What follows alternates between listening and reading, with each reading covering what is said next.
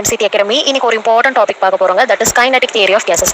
Kinetic theory of gases வந்து ஒரு vast topic. But நம்ம இப்போ என்ன கொடுக்க போறோம்னா ஓவர்வியூ மட்டும் கொடுக்க போறோம். பட் இந்த ஓவர்வியூ நீங்க ஃபுல்லா படிச்சாலே உங்களுக்கு ஓரளவுக்கு ஒரு கிளாரிட்டி வரும். அதை வச்சு நீங்க மற்ற சப் டாபிக்ஸ்ல ஈஸியாவே அண்டர்ஸ்டாண்ட் பண்ணிக்க முடியும். ஃபர்ஸ்ட் இப்போ நம்ம என்ன பார்க்க போறோம்னா basic assumption in kinetic theory of gases. ஓகேங்களா? என்னெல்லாம் அசியூம் பண்ணிருக்காங்க, ஒரு பார்ட்டிகல் எப்படி இருக்கும், அங்க ரியாக்ஷன் ரேட் என்ன நடக்கும் அப்படின்ற மாதிரி தாங்க நம்ம இதில் பார்க்க போறோம். ஃபர்ஸ்ட் அசம்ஷன் இவங்க என்ன கன்சிடர் பண்றாங்கன்னா, அங்க இருக்கிற கேஸ் மாலிகுல்ஸ்லாம் லார்ஜ் நம்பர்ஸ்ல இருப்பாங்க. அப்படின்னா நான் ஒரு பாக்ஸ் எடுக்கிறேன், ஒரு கண்டெய்னர் எடுக்கிறேன். அந்த கண்டெய்னருக்குள்ள நான் என்ன கன்சிடர் பண்றேன்னா கேஸ் மாலிகுல்ஸ் கன்சிடர் பண்றேன். ஓகேங்களா? But according to kinetic theory of gases அந்த கண்டெய்னருக்குள்ள இருக்கிற கேஸ் லார்ஜ் நம்பர்ல அதிக பேர் இருப்பாங்க. கொஞ்சம் பேர், ஒரு 2 பேர் 3 பேர் அப்படி இல்லாம நிறைய பேர் இருப்பாங்க. சும்மா எக்ஸாம்பிள் சொல்ல ஒரு 100 பேர் இருப்பாங்க அப்படின்னு வச்சுக்கோங்க. ஓகேங்களா? Large number of gas molecules வந்து பிரசன்ட் ஆகும் அப்படின்ற மாதிரி சொல்லியிருக்காங்க. நெக்ஸ்ட் அந்த கேஸ் மாலிகுல்ஸ் எல்லாருமே பார்க்கறதுக்கு எப்படி இருப்பாங்கன்னா ஒரே மாதிரி, ஐடென்டிக்கல்னா ஒரே மாதிரி, பார்க்கறதுக்கு வந்து எப்படி இருப்பாங்கன்னா ஒரே மாதிரி சிமிலரா இருப்பாங்க. ஓகேங்களா? இதுதான் ஃபர்ஸ்ட் பாயிண்ட்.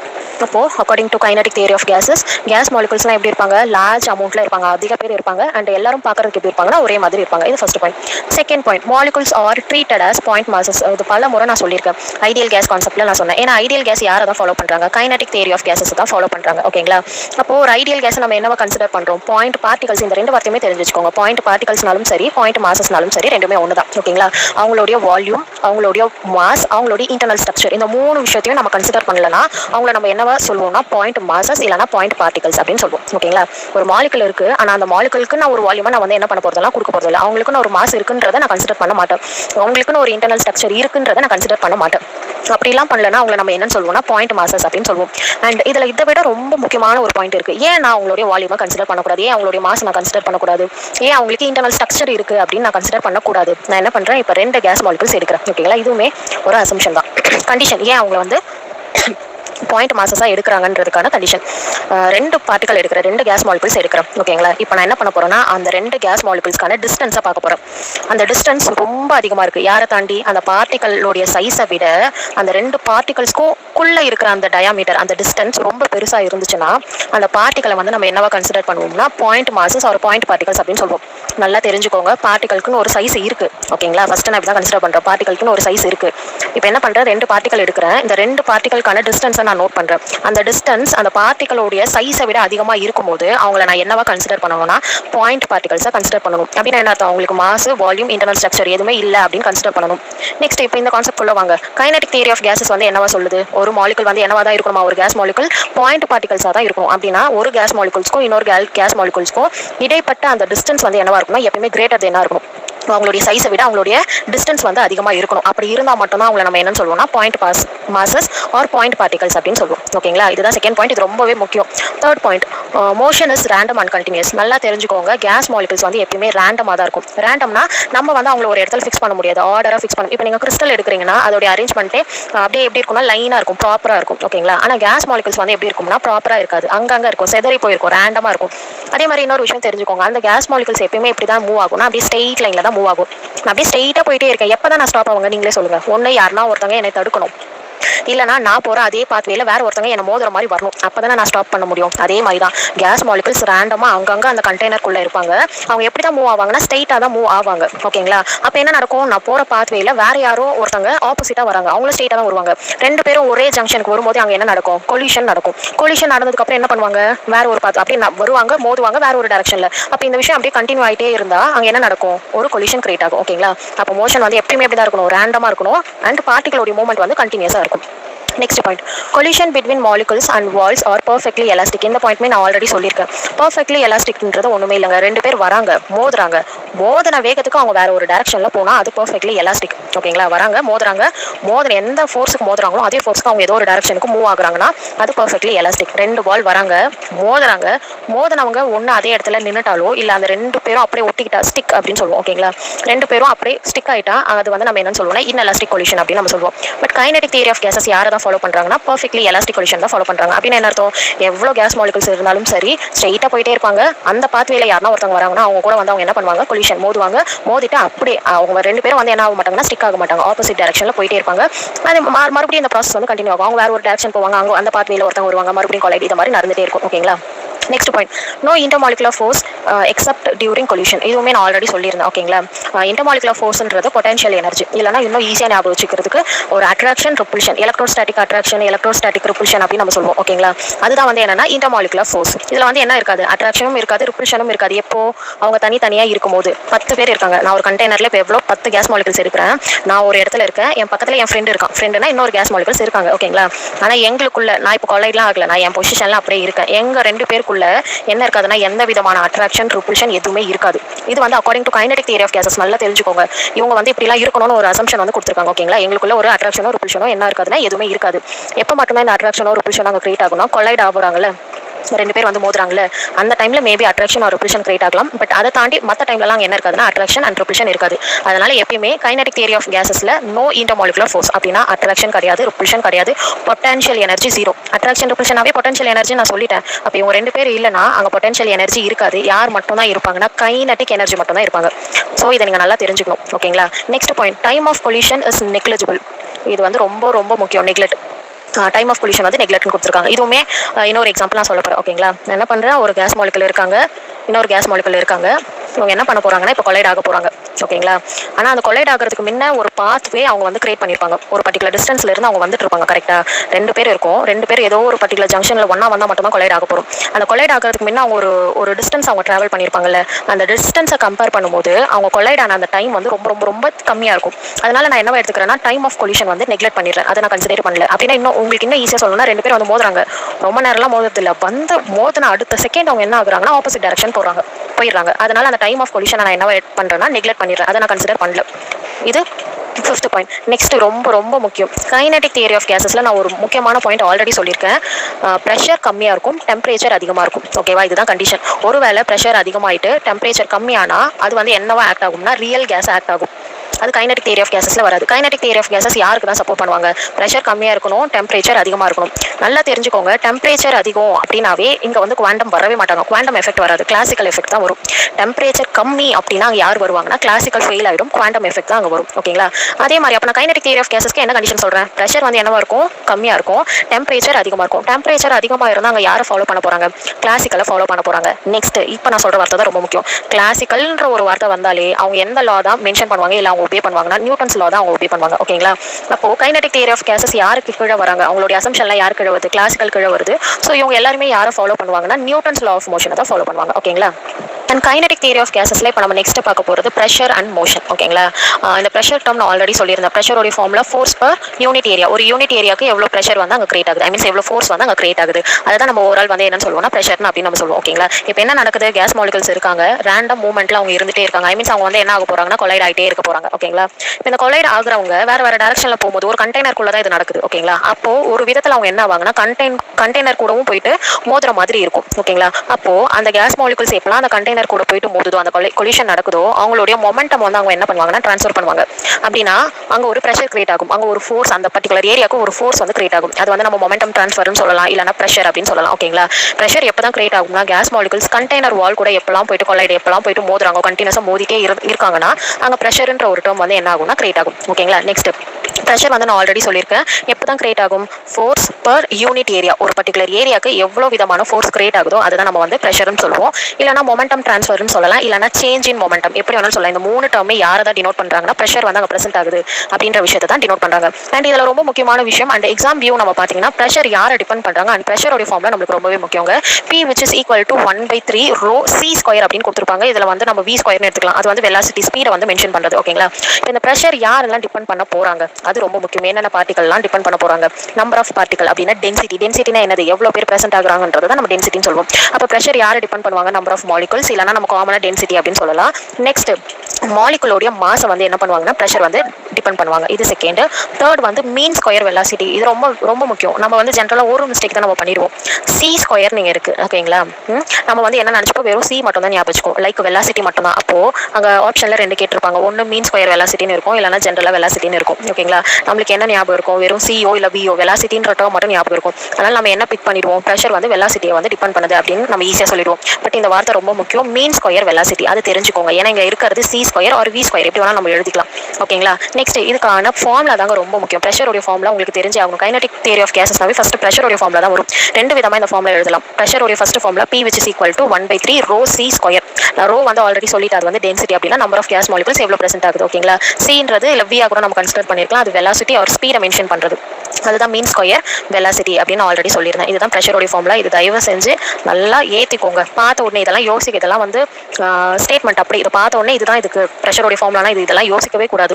அந்த அளவுக்கு உங்களுக்கு டாப் டு பாட்டம் இந்த ஃபார்முலாஸ்லாம் தெரிஞ்சிருக்கும். ஓகேங்களா, next in terms of molecule, இது ரொம்ப முக்கியம். மேலே இருக்கிற அதே ஃபார்முலா தான் நான் கீழே எழுதிருக்கேன். ஆனால் என்ன சேஞ்ச் மட்டும் அதில் பண்ணியிருக்கேன், P which is equal to 1/3 NM/V C square அப்படின்னு நான் கொடுத்துருக்கேன். ஓகேங்களா, ஒரே மாதிரி தான் இருக்குது. இதில் எது மட்டும் நான் சேஞ்ச் பண்ணியிருக்கேன், ரோன்ற இடத்துல இங்கே NM/V அப்படின்னு இருக்குது. அப்போது இந்த இடத்துல நீங்களே இப்போ ஃபார்முலா எழுதணும். ரோக்கு ஒரு ஃபார்முலா இருக்குது. என்ன ஃபார்முலா இருக்குது, row which is equal to NM/V. ஓகேங்களா, அந்த ஃபார்முலா தான் இங்கே என்ன பண்ணியிருக்காங்கன்னா சப்ஸ்டியூட் பண்ணியிருக்காங்க. இன் டர்ம்ஸ் ஆஃப் மாலிகுல்ஸ்னா இந்த ஃபார்முலாவை நம்ம இப்படி எழுதலாம். அப்போ உங்களுக்கு மேலே இருக்கிற ஃபார்முலாவும் தெரியணும், ரோ ஒரு ஃபார்முலா தெரியணும். ரோ ஒரு ஃபார்முலா தெரிஞ்சுன்னா இன் டர்ம்ஸ் ஆஃப் மாலிகுல்ஸ் நீங்களே எழுதிக்கலாம். அண்ட் ப்ரெஷர் யாரெல்லாம் டிபெண்ட் பண்ணுறாங்கன்றது தெரியும். இதுதான் வந்து எக்ஸாம் வியூவில் வந்து இப்படி தான் கேட்பாங்க. ஓகேங்களா, அண்ட் இதில் இப்போ நம்ம நெக்ஸ்ட் பார்க்க போகிறது கைனடிக் எனர்ஜி. அதெல்லாம் ஆல்ரெடி இந்த பாயிண்ட்லாம் நான் டிஸ்கஸ் பண்ணது தான். Kinetic energy, average kinetic energy, translation kinetic energy. Kinetic energy அப்படின்ற ஒரு வார்த்தை வந்தாலே ஈயோடைய வேல்யூ என்னவா தான் இருக்கணும், 3/2 kT தான் இருக்கணும். ஓகேங்களா, 1/2 kT யாருக்குங்க வரும், நல்லா யோசிச்சு சொல்லுங்க. Boltzmann Maxwell equation or equipartition, இந்த மாதிரி கண்டிஷனில் தான் எனர்ஜியோடைய டேர்மும் 1/2 kT. நல்லா தெரிஞ்சுக்கோங்க. ஏன்னா மறுபடியும் ஏன் நான் இதை சொல்கிறேன்னா, ஜென்ரலாக ஈயோடைய வேல்யூ இருக்கும். உங்களுக்கு 3/2 kTயும் தெரியும், 1/2 kTயும் தெரியும். ஆனால் இவங்க ரெண்டு பேரும் யாருக்கு வராங்கன்றது தெரிய மாட்டேங்குது. அதனால மறுபடியும் ரிப்பீட் பண்றேன். Kinetic energy, average kinetic energy, translation kinetic energy, எப்படி கேட்டாலும் கைனடிக் எனர்ஜியோட வேல்யூ 3/2 kT. ஓகேங்களா, அதே மாதிரி கைனடிக் தியரி ஆஃப் கேஸஸை பொறுத்த வரைக்கும் கைனடிக் எனர்ஜி யாரை மட்டும் தான் டிபெண்ட் பண்ணுவாங்கன்னா டெம்பரேச்சரை தான் டிபெண்ட் பண்ணுவாங்க. கேஸ் மாலிகுலோடைய நேச்சரை அவங்க டிபெண்ட் பண்ண மாட்டாங்க. கேஸோடைய நேச்சர் என்னவா வேணா இருக்கலாம். அந்த மாலிகுலோடைய நேச்சர் எப்படி இருந்தாலும் கைனடிக் எனர்ஜி யாரை மட்டும் தான் டிபெண்ட் பண்ணுவாங்கன்னா அந்த கேஸோடைய டெம்பரேச்சரை மட்டும் தான் டிபெண்ட் பண்ணுவாங்க. ஓகேங்களா, நெக்ஸ்ட் பாயிண்ட், இப்போ வந்து டெம்பரேச்சர் வந்து நான் ஒரே மாதிரி எடுத்துக்கிறேன். ஓகேங்களா, அப்போ அங்கே இருக்கிற எல்லா கேஸ் மாலிகுலுக்குமே கைனடிக் எனர்ஜி என்னவா தான் இருக்கும், சேமா இருக்கும். அப்போ கைனடிக் எனர்ஜி யாரை மட்டும் தான் டிபெண்ட் பண்றாங்க, டெம்பரேச்சர் மட்டும் தான் டிபெண்ட் பண்றாங்க. எல்லா கேஸ் மாலிகுல்ஸுமே சேம் டெம்பரேச்சர்ல இருக்காங்கன்னா அங்க இருக்கிற எல்லா கேஸ் மாலிகுல்ஸுமே கைனடிக் எனர்ஜியுமே சேம். ஓகேங்களா, அப்போ kinetic energy directly proportional to temperature or temperature directly proportional to kinetic energy. Next இதில் இம்பார்ட்டண்ட்டாக நம்ம பார்க்க போகிறது RMS velocity, root mean square velocity அப்படின்னு நம்ம சொல்லுவோம். இதுக்கான ட்ரிக் நான் லாஸ்ட் டைமே சொல்லிட்டேன். RMSனா 3 லெட்டர், அப்போ ஈக்குவேஷனில் 3 வரும். மோஸ்ட் ப்ராபபிள்னா 2 லெட்டர், அப்போ ஈக்குவேஷனில் 2 வரும். ஆவரேஜ்னா ஓவரால் நம்ம கொடுக்க போகிறோம், அப்போ வேல்யூ அதிகமாக இருக்கும். 8/π அப்படின்ற ஒரு டேர்ம் நான் லாஸ்ட் டைம் நான் சொல்லியிருந்தேன். அந்த வீடியோவில் நீங்கள் பார்க்கலன்னா பாருங்கள், உங்களுக்கு ஈஸியாக புரியும். RMS உடைய velocity CRMS which is equal to √3 kT/m. இந்த பாயிண்ட்டுமே நான் ஆல்ரெடி சொல்லியிருந்தேன். நல்லா தெரிஞ்சுக்கோங்க. √3 kT/m நம்ம எழுதலாம், √3 RT/m. இதில் நீங்கள் நல்லா நோட் பண்ண வேண்டியது, எங்கெல்லாம் ஸ்மால் லெட்டர் M யூஸ் பண்ணுறாங்க, எங்கே கேப்ஸ் யூஸ் பண்ணுறாங்க. மேலே நீங்கள் பாருங்கள், √3 kT/m. மேலே K வந்து ஸ்மால். ஓகேங்களா, கீழே M ஸ்மால். ஏன் நான் இந்த ஸ்மால் லெட்டர்லாம் நான் சொல்கிறேன்னா, உங்களுக்கு பார்த்த உடனே இந்த 2 ஈக்குவேஷன் உங்களுக்கு ஞாபகம் இருக்கும். இப்போ நீங்கள் ஈக்குவேஷனில் போயிட்டு என்ன தப்பு பண்ணுவீங்கன்னா, √3 kT கீழே ஸ்மால் M கொடுக்காம அவங்க கேபிட்டல் M கொடுப்பாங்க. உங்களுக்கு தான் ரெண்டுமே தெரியுன்றதுனால இதை டிக் பண்ணுறீங்க. இதுக்கும் ஒரு ட்ரிக் நான் உங்களுக்கு சொல்லி கொடுக்குறேன். ஓகேங்களா, √3 K மேலே K, அந்த K மட்டும் ஞாபகம் வச்சுக்கோங்க. K எப்பயுமே ஸ்மால் அப்படின்னு ஞாபகம் வச்சுக்கோங்க. ஓகேங்களா, மேலே ஸ்மாலா, அப்போ கீழே வர M ஸ்மால். ஓகேங்களா, இது உங்களுடைய ஞாபகத்துக்காக நான் சொல்கிறேன். கீழே அப்படியே வாங்க, √3 RT. நான் K மட்டும் தான் ஸ்மாலாக உங்களை கன்சிடர் பண்ணிக்க சொன்னேன். R வந்து எப்பயுமே கேப்ஸ், மேலே R கேப்ஸ்ன்றதுனால கீழே வர M என்னவா இருக்கும், கேபிட்டலில் இருக்கும். இது வந்து நான் ஒரு ட்ரிக் மாதிரி அங்கே போயிட்டு மறந்துடக்கூடாதுன்றதுக்காக நான் சொல்கிறேன். இது RMS வெலாசிட்டி. ஸோ இதை ஞாபகமாக வச்சுக்கோங்க. இது அண்ட் இந்த RMS உடைய வேல்யூவில் நம்ம நெக்ஸ்ட் வீடியோவில் டீட்டெயிலாக பார்க்கலாம். ஏன்னா மேக்ஸ்வெல் வந்து ஸ்பீட் டிஸ்ட்ரிபியூஷன்லாம் இவங்களை பொறுத்து தான் இருப்பாங்க. ஜஸ்ட் இப்போ வேல்யூ மட்டும் தெரிஞ்சு வச்சுக்கோங்க. இம்பார்ட்டனாக பார்க்க போகிறது எனர்ஜி டிஸ்ட்ரிபியூஷன். எனர்ஜி டிஸ்ட்ரிபியூஷன்லாம் இது யாரும் நம்மளுக்கு ஆல்ரெடி தெரியுங்க. மேக்ஸ்வெல் டிஸ்ட்ரிபியூஷன் பற்றி தான் நம்ம பேசுகிறோம். அண்ட் கைனடிக் தியரி ஆஃப் கேஸஸை பொறுத்த வரைக்கும் அந்த கண்டெய்னருக்குள்ளே இருக்கிற கேஸஸ் வந்து ஒரே ஸ்பீட்லேயே வந்து என்ன பண்ண மாட்டாங்கன்னா ட்ராவல் பண்ண மாட்டாங்க. ஓகேங்களா, டிஃப்ரெண்ட் ஸ்பீடில் வந்து அவங்க என்ன பண்ணுவாங்கன்னா ட்ராவல் பண்ணுவாங்க. பட் இவங்களுடைய ஆவரேஜ் வேல்யூ எடுக்கும்போது கான்ஸ்டன்ட்டாக இருக்கும். இதையும் தெரிஞ்சு வச்சுக்கோங்க. ஆவரேஜ்னா மொத்தமாக நம்ம வேல்யூ எடுக்கும்போது அதோடைய வேல்யூ வந்து கான்ஸ்டன்ட், அது சேஞ்ச் ஆகாது. ஆனால் இண்டிவிஜுவலாக ஒரு பார்ட்டிகளோடைய ஸ்பீடு நீங்கள் பார்க்குறீங்கன்னா அது எப்படி இருக்கும்னா சேஞ்ச் ஆகும்.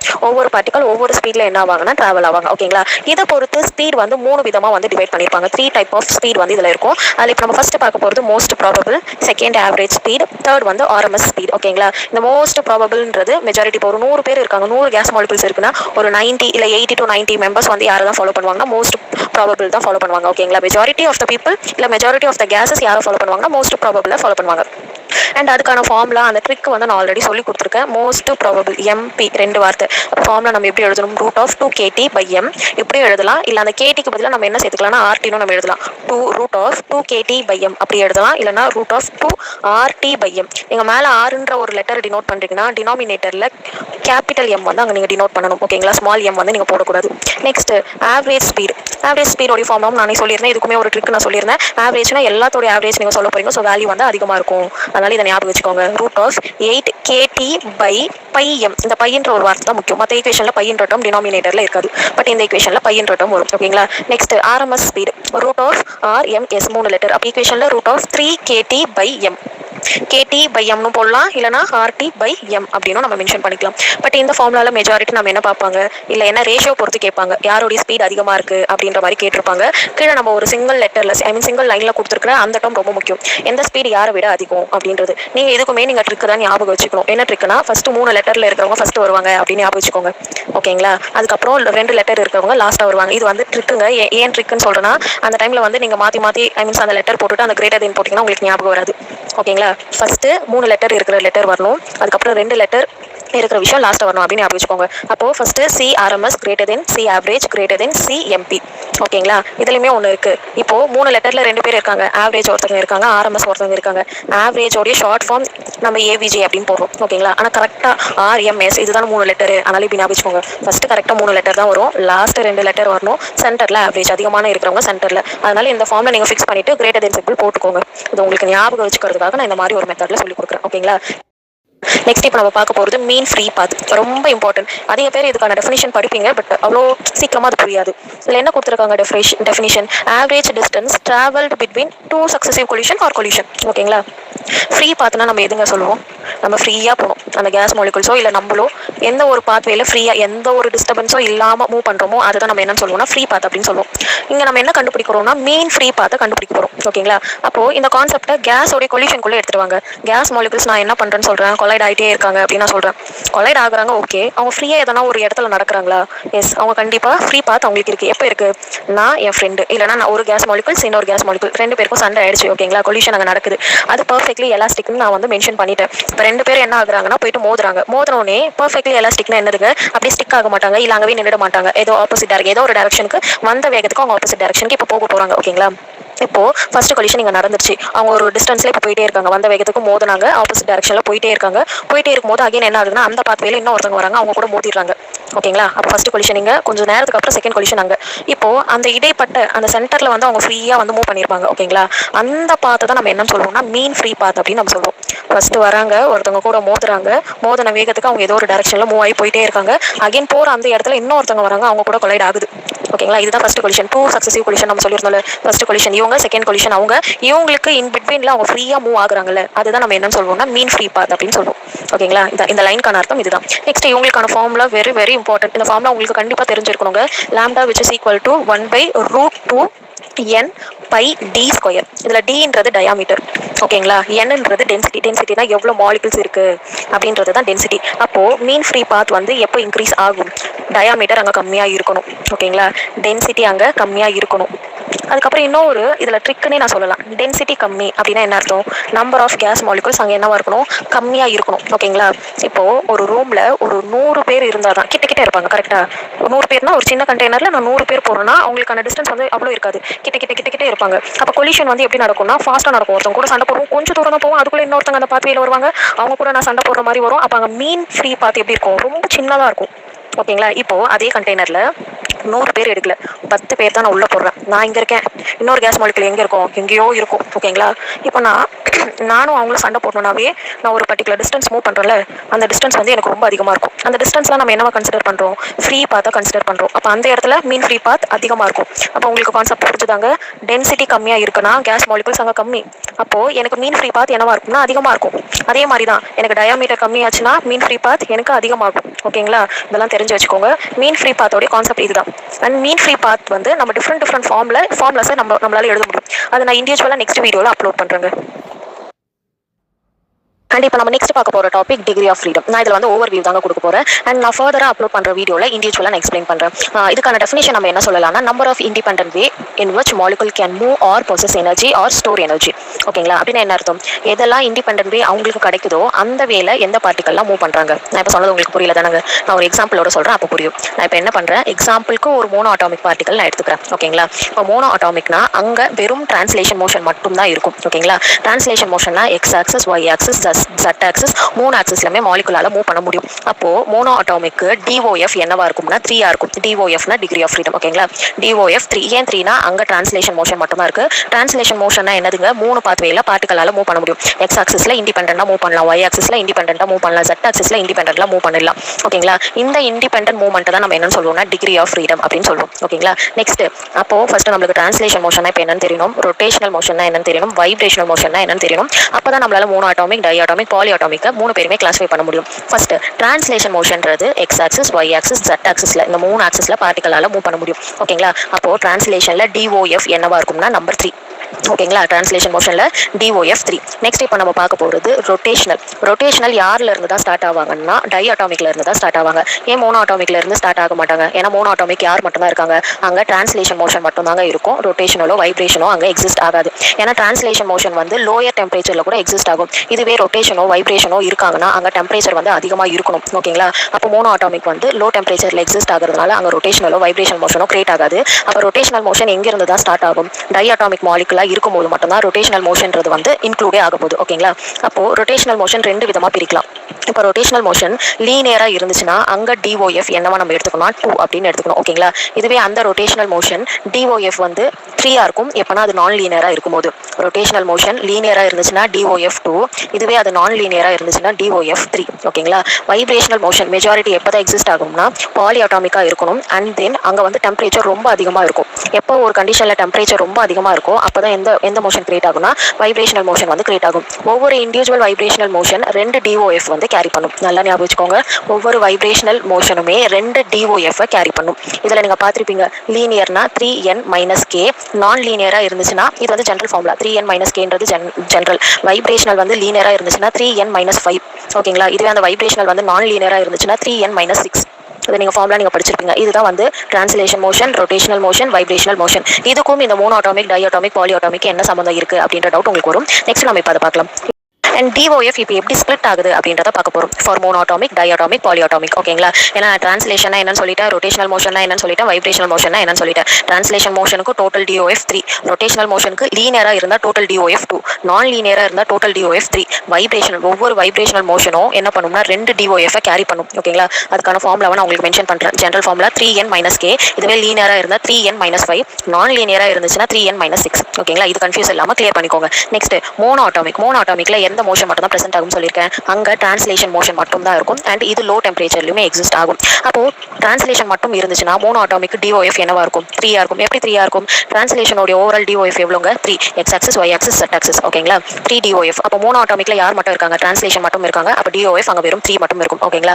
நெக்ஸ்ட் டை அட்டாமிக்ல இப்போ டிரான்ஸ்லேஷன் இருக்க போறாங்க. அதே மாதிரி டை அட்டாமிக்ல தான் யார் ஸ்டார்ட் ஆகுறாங்க? ரொட்டேஷனல்ன்ற ஒரு டேர்ம் வரப்போகுது. ரொட்டேஷனல் வந்து லீனியரா இருந்துச்சுன்னா 2 நம்ம எடுத்துப்போம். நான் லீனியரா இருந்துச்சுன்னா டோட்டல் DOF 3 எடுத்துப்போம். அப்போ ஆல்ரெடி இருக்கிற டிரான்ஸ்லேஷன் 3 பிளஸ் அடிஷனலா ரொட்டேஷனல்ல 2. எப்போ மட்டும் 2 நல்லா ஞாபகம் வச்சுக்கோங்க, லீனியர்னா 2. அப்போ 3 + 2 5 ஆகவும் இருக்கலாம், இல்ல 3 + 3 6 ஆகவும் இருக்கலாம். 6ன்ற டேர்ம் எப்பங்க வரும்? அந்த மாலிகுல் நான் லீனியரா இருந்து டெம்பரேச்சர் அங்க ஹை ஆகும்போது DOF டோட்டலா 6 மாறிடும். ஓகேங்களா? இதுதான் டை அட்டாமிக் மாலிகுலோட total DOF. Next polyatomic. பாலி அட்டாமிக்னாவே number of the atom molecules வந்து அதிகமாக போகுது. டெம்பரேச்சர் இதுல அதிகமாக சான்சஸ் இருக்கு. ஸோ டெம்பரேச்சர் ஹை டெம்பரேச்சருக்கு ரீச் ஆகும்போது இதுல என்ன இன்க்ளூட் ஆவாங்கன்னா வைப்ரேஷனல் அப்படின்ற தேர்ட் டேர்ம் வருவாங்க. டிரான்ஸ்லேஷன் வந்துட்டாங்க, ரொட்டேஷனல் பார்த்துட்டோம், இப்போ அடிஷனலா வைப்ரேஷனல் வருவாங்க. ஓகேங்களா? பாலி அட்டாமிக் மாலிகுல் வந்து ஒவ்வொரு மாலிகுலோடைய அந்த ஆட்டமோடைய நம்பர் கவுண்ட் பொறுத்தும் அங்க டெம்பரேச்சர் கவுண்ட் பொறுத்தும் 6 இல்லனா 6க்கு மேல இருக்கலாம். பேஸ் நம்பர் வந்து 6 அப்படின்னா ஸ்டார்டிங் நம்பர் வந்து 6 இருக்கலாம். அந்த பாலி அட்டாமிக் ஓடைய அந்த ஸ்ட்ரக்சரை பொறுத்து அவங்களுடைய கவுண்ட் வந்து இன்க்ரீஸ் ஆவாங்க. இதுதாங்க total DOF. Exam point of வியூவில் கேட்குறாங்கன்னா இந்த மாதிரி டேரக்ட் கொஸ்டின்ஸ் கேட்க மாட்டாங்க. டிஓஎஃப் வந்து எப்படி கேட்பாங்கன்னா கொஞ்சம் டிஃப்ரெண்டாக யூனிக்காக கேட்பாங்க. ஒரு ஆண்ட் இருக்குது, அந்த ஆண்ட் வந்து ஒரு சர்க்கிள் பாத்வேல மூவ் ஆச்சுன்னா அங்கே டிஓஎஃப் எப்படி இருக்கும், இந்த மாதிரி யூனிக்காக தான் கேட்பாங்க. பட் கான்செப்ட் என்னன்றது தெரிஞ்சுக்கோங்க. அப்போ தான் உங்களால் ஃபார்முலா டிஓஎஃப் எப்படி கண்டுபிடிக்கணும் அப்படின்லாம் தெரிஞ்சுக்க முடியும். நெக்ஸ்ட் டிஓஎஃப்க்கு ரிலேட்டடான இன்னொரு மெயின் டாபிக் பார்க்க போகிறோம். That is equipartition of energy. இது ரொம்ப ரொம்ப முக்கியம். டிஓஎஃப் வராங்கன்னா அங்கே ஈக்விபார்ட்டிஷன் வருவாங்க. ஈக்விபார்ட்டிஷன் ஆஃப் எனர்ஜி பற்றி நீங்கள் பேசுறீங்கன்னா அங்கே டிஓஎஃப் கண்டிப்பாக நீங்கள் சொல்லி ஆகும். ஏன் சொல்லி ஆகணும்னா, சரி இந்த டாப்பிக்கில் உங்களுக்கு என்ன புரியுது, ஈக்விபார்ட்டிஷன் அப்படின்னா ஈக்குவலாக ஏதோ ஒரு விஷயத்தை ஸ்பிளிட் பண்ண போகிறேன். அந்த டாப்பிக்கில் அவங்க எதை ஸ்பிளிட் பண்ண போகிறாங்கன்றதை சொல்லிட்டாங்க. யாரை ஸ்பிளிட் பண்ண போகிறாங்க, எனர்ஜியை ஒரு சிஸ்டமுக்கு ஈக்குவலாக ஸ்பிளிட் பண்ணி கொடுக்க போகிறாங்க. அப்போ அந்த சிஸ்டம் என்ன கண்டிஷனில் இருக்கும்னா தெர்மல் ஈக்விலிபிரியமில் இருக்கணும். நல்லா தெரிஞ்சுக்கோங்க. டிகிரி ஆஃப் ஃப்ரீடமாக இருந்தாலும் சரி, ஈக்விபார்ட்டிஷன் ஆஃப் எனர்ஜியாக இருந்தாலும் சரி, சிஸ்டம் என்ன கண்டிஷனில் இருக்கணும்னா தெர்மல் ஈக்விலிபிரியம் கண்டிஷனில் இருக்கணும். ஓகேங்களா? அப்படி இருக்கும்போது அந்த சிஸ்டம்க்கு எனர்ஜி எப்படி ஸ்பிளிட் ஆகும்னா ஈக்குவலாக ஸ்பிளிட் ஆகும் to each degree of freedom. ஒவ்வொரு டிகிரி ஆஃப் ஃப்ரீடம், எத்தனை டிகிரி ஆஃப் ஃப்ரீடம் அங்கே பிரசென்ட் ஆகுதோ, இப்போ 3 அட்டாமிக்னா டிஓஎஃப் 3ன்னு சொல்கிறோம்ல, அந்த 3 பாத்வேக்குமே ஈக்குவல் அமௌண்ட் ஆஃப் எனர்ஜி வந்து ஸ்பிளிட் ஆகும். அந்த ஈக்குவல் அமௌண்ட் ஆஃப் எனர்ஜி தான் 1/2 kT.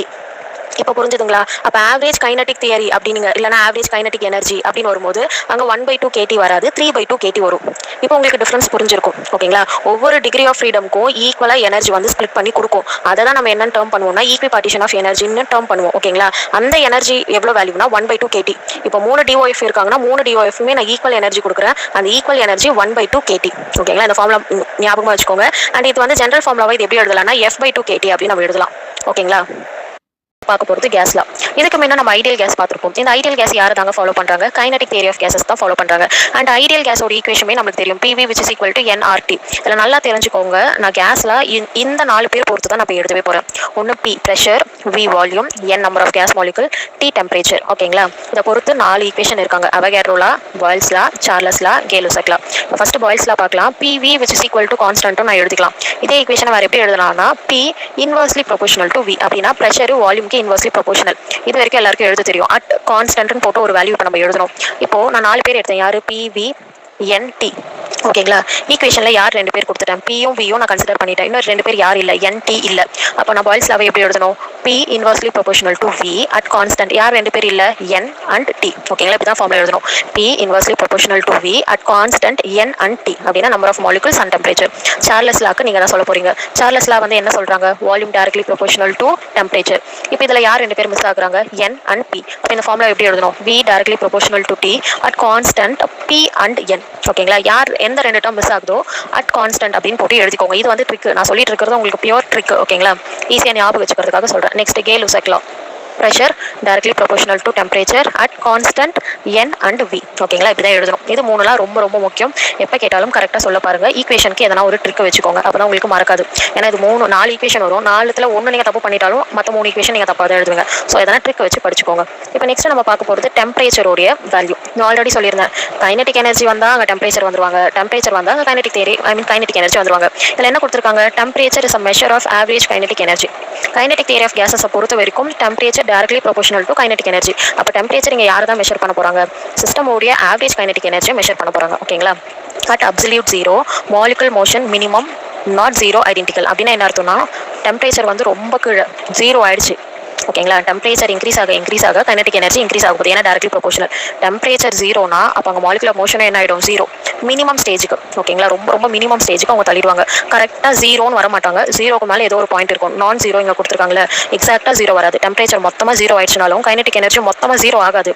அந்த 0க்கு மேலே ஏதோ ஒரு பர்டிகுலர் பாயிண்ட்ல இருக்கலாம். ஓகேங்களா? அப்போ டெம்பரேச்சர் இன்க்ரீஸ் ஆச்சுன்னா கைனடிக் எனர்ஜி இன்க்ரீஸ் ஆகும். டெம்பரேச்சர் டிக்ரீஸ் ஆச்சுன்னா கைனடிக் எனர்ஜி டிக்ரீஸ் ஆகும். டெம்பரேச்சர் 0க்கு போனாலும் கைனடிக் எனர்ஜி கரெக்டாக kinetic energy which is equal to 0 அப்படின்னு நம்மளால கொடுக்க முடியாது. ஏதோ அங்கே ஒரு பர்டிகுலர் பாயிண்ட் இருக்கும். அதுதான்.